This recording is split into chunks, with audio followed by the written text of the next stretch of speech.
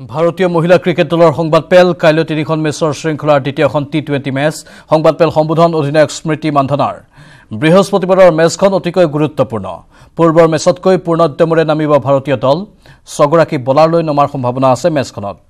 এই সংবাদপেলত তেওঁ এইখিনি ঘোষণা আগবঢ়াইছে I think we had good two-day session, and yesterday we had good open nets, and today also. And I think every batsman has been batter has been speaking to Raman sir regarding how can we be better as a batting unit, and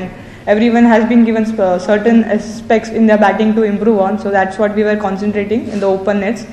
and yeah, just trying to get the batting order right, and not getting the collapse. So that is what we tried to get, talk to girls and get that done in the nets in the last 2 days. সদৌ ধেমাজি জিলা ছাত্ৰ সন্থাৰ উদ্যোগত চিলাপথাৰত অনুষ্ঠিত হৈছে সংকল্প দিৱস সাম্প্ৰদায়িক বহিৰাগত অপশক্তিৰ বিৰুদ্ধে সংকল্প ল'ব খিলঞ্জীয়াই সংকল্প দিৱসত উপস্থিত থাকে দীপাংকৰ নাথ লৰেঞ্জ্যোতি গগৈ আৰু বিপিন চাওদাং এনেধৰণে পালন কৰা হৈছে সংকল্প দিৱস এয়া সদৌ ধেমাজি জিলা ছাত্ৰ সন্থাৰ উদ্যোগত আয়োজিত সংকল্প দিৱসৰ দৃশ্য সাম্প্ৰদায়িক বহিৰাগত অপশক্তিৰ বিৰুদ্ধে সংকল্প ল'ব খিলঞ্জীয়াই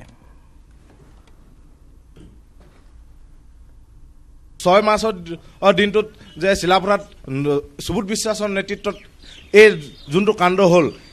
সেই কাণ্ডটো আমি তীব্ৰভাৱে গৰিহণা দিছোঁ সদৌ অসম ছাত্ৰ সন্থাই আজি তাৰিখত 6 মাৰ্চৰ দিনতে আজি তাৰিখত সেইটো কাৰণে আমি সংকল্প দিৱস হিচাপে আমি পালন কৰিছোঁ সংকল্প দিৱসত বহিৰাগত শক্তি আৰু সাম্প্ৰদায়িক শক্তিৰ বিৰুদ্ধে আজি এই সংকল্প দিৱস উক্ত অনুষ্ঠানত আমাৰ সদৌ অসম ছাত্ৰ সন্থাৰ সন্মানীয় সভাপতি দীপাংকৰ নাথ আৰু সাধাৰণ সম্পাদক লৰেঞ্জ্যোতি গগৈ আৰু কণ্ঠশিল্পী বিপিন চাওদাং ডাঙৰীয়া উপস্থিত থাকিব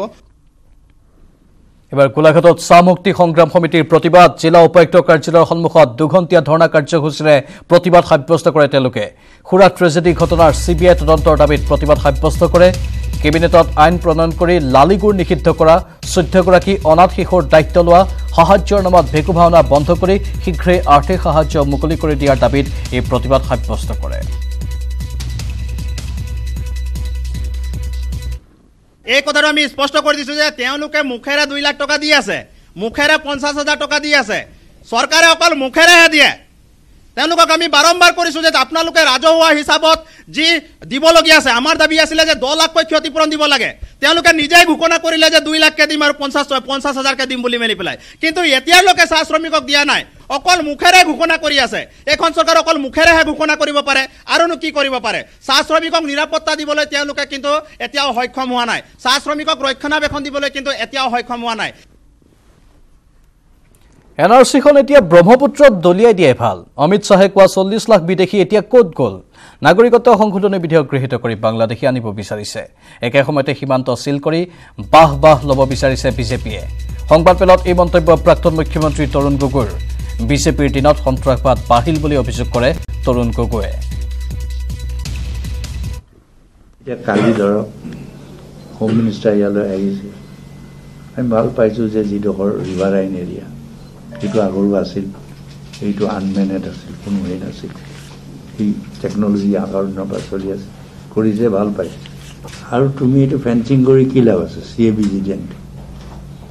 এফালে CAB কৰি বাংলাদেশী আনিবলৈ বিচাৰিছে এফালে আকৌ ফেঞ্চিং দিছে এইটোতো এটা কণ্ট্ৰাডিক্টৰী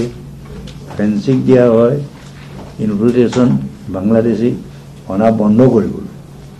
আৰু তোমালোকে আনিবলৈ বিচাৰিছা ফেঞ্চিং দিয়াৰ কি মূল্য থাকে তুমি আহিবলৈ দিছা এফালে আকৌ ফেঞ্চিং দিছা এইটো কণ্ট্ৰাডিক্টৰী নহয়